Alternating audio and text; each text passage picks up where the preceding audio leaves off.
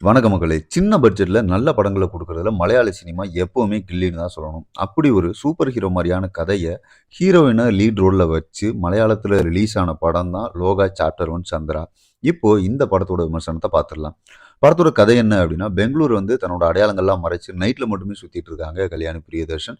இவங்களுக்கு எதிர் ஃப்ளாட்ல இருந்து எப்படியாச்சும் இவங்கள கவுத்தரணும் அப்படிங்கிறதுக்காக காதல் வலை வீசி சுத்திட்டு இருக்காரு நஸ்லின். இன்னொரு பக்கம் நைட்ல ஒரு கும்பல் ஆட்களை எல்லாமே கடத்தி ஆர்கன் திருட்டு வேலையை செஞ்சுட்டு இருக்காங்க. ஒரு நாள் நஸ்லனுக்கு கல்யாணி பிரியதர்ஷனோட நடவடிக்கைகள் மேல சந்தேகம் வந்துருது. அவங்கள ஃபாலோ பண்ணிட்டு இவரு போறாரு. அன்னைக்கு கல்யாணி பிரியதர்ஷனுக்கு அந்த ஆர்கன் திருட்டு கும்பல் கிட்ட அதுக்கு முன்னாடி ஏற்பட்ட ஒரு பிரச்சனையால மாட்டிக்கிறாங்க. அவங்க அவங்கள கடத்திட்டு போயிடுறாங்க. இதுல நஸ்ரின் பாத்துற அவரு அத பின்தொடர்ந்து காப்பாத்துறதுக்காக போறாரு. ஆனா, அங்க நடக்கிற சம்பவமே வேறயா இருக்கு. கல்யாணி பிரியதர்ஷன் ஒரு பவரால அவங்கள போட்டு பொளந்து எடுத்துடுறாங்க. அதுக்கு பிறகு நடக்கிற சம்பவங்கள் என்ன? உண்மையாவே கல்யாணி பிரியதர்ஷன் யாரு? அவங்களுக்கு அந்த பவர் எப்படி வந்துச்சு? அப்படிங்கிறத பல கேள்விகளுக்கு விடையாவும், சில கேள்விகளையுமே வச்சுட்டு போறது தான் இந்த படத்தோட மொத்த கதைக்களமே. கல்யாணி பிரியதர்ஷன இவ்வளோ பெரிய கேரக்டருக்கு டைரக்டர் யோசிச்சதே ஷாக்கிங் தான் சொல்லணும். ஆனா, அவங்க அத செம்மையா பண்ணது இன்னும் பெரிய ஷாக்கிங்கா இருந்தது. ஒரு சூப்பர் ஹீரோ மாதிரியான கேரக்டர்ல அட்டகாசம் பண்ணியிருக்காங்க. ஆரம்பத்தில தன்னோட கேரக்டர் வெளிய தெரியக்கூடாதுன்னு அமைதியா இருக்கிறதா இருக்கட்டும். அதுக்கு பின்னாடி ஒரிஜினல் கேரக்டர் ரிவீல் ஆனதுக்கப்புறம் அவங்க பண்ற ஆக்ஷன் சீன்ஸ் எல்லாமே அதகலமா இருக்கு. கண்டிப்பா எதிர்பார்க்காத ஒரு பெர்ஃபார்மன்ஸாவுமே இருந்தது. நாஸ்லனுக்கு அவரோட வழக்கமான கேரக்டர் தான். அத பக்காவா ஜாலியா பண்ணியிருக்காருன்னு தான் சொல்லணும். கல்யாணிய பார்த்து பதற சீன்ல நல்லாவே ஒர்க் அவுட் ஆயிருக்கு அவரோட நடிப்பு. அத தாண்டி அவரோட ஃப்ரெண்ட்ஸா ஒரு 2 பேர் வர்றாங்க. அவங்க வர்ற சீன்ஸ் எல்லாமே கடைசி வரைக்குமே நல்லா கலகலப்பா இருந்ததுன்னே சொல்லலாம். சாண்டி மலையாளத்துல தன்னோட அழுத்தமான என்ட்ரிய பதிச்சிருக்காருன்னே சொல்லலாம்.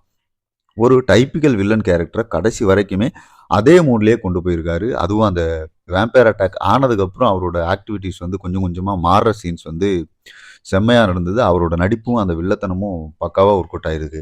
படத்தோட ஆகப்பெரும் பலம் அப்படின்னு சொன்னோம் அப்படின்னா, அது பேக்ரவுண்ட் மியூசிக் தான். பல இடங்கள்ல செம்மையா அது ஒர்க் ஆயிருக்குன்னே சொல்லலாம். ஒரு ஃபிளாஷ்பேக் சீன் இருக்கு. அங்கெல்லாம் அடிபொலி சாரே அப்படின்னு சொல்ற மாரி தான் பிரிச்சு மேஞ்சிருக்காரு மியூசிக் டைரக்டர்.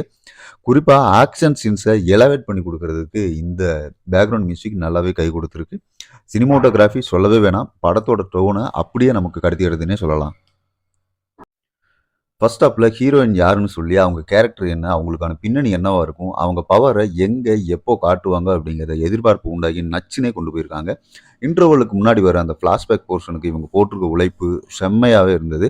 அதே மாரி அந்த ஃபிளாஷ்பேக் போர்ஷனையும், கரண்ட் போர்ஷனையும் 2மே லிங்க் பண்ற மாரி வச்சிருக்க சீன்ஸ் வந்து செம்ம கூஸ்பம்ப்ஸ்ன்னே சொல்லலாம். அது கண்டிப்பா தியேட்டர்ல உங்களுக்கு ஒரு மிகப்பெரிய எக்ஸ்பீரியன்ஸ கொடுக்கும்.